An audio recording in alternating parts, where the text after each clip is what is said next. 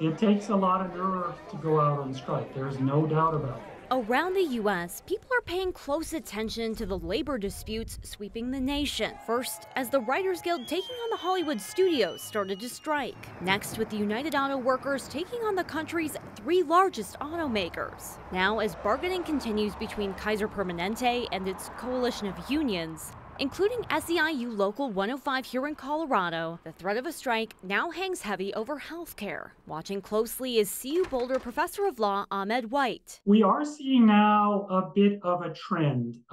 We haven't seen this many strikes in a couple of decades, nor have we seen this much attention directed at labor and labor conflicts in a couple of decades. White says gone are the days of the 70s when thousands of strikes could happen in a year and people nationwide knew labor leaders. But he says that might benefit those on strike. Labor has a lot of energy behind it.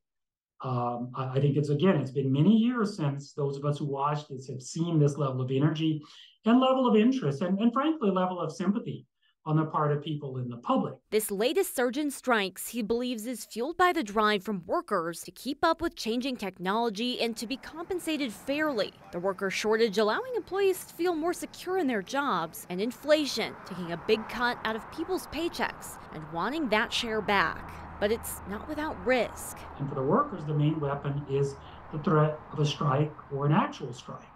For employers, it's a lockout, or more frequently their ability to withstand a strike, to wait out workers who go out on strike. Who will end up on top, he says, isn't clear.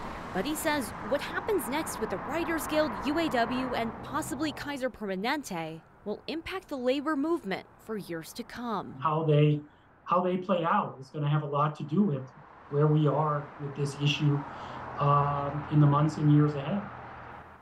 And when it comes to this latest surge in strikes, White says it's important to remember unions don't represent nearly as many Americans as they did in decades past. He says previously that massive strength made unions a force during negotiations and strikes. Right now, only around 10% of the American workforce is unionized. And it's unclear how those smaller numbers could play into those ongoing labor disputes.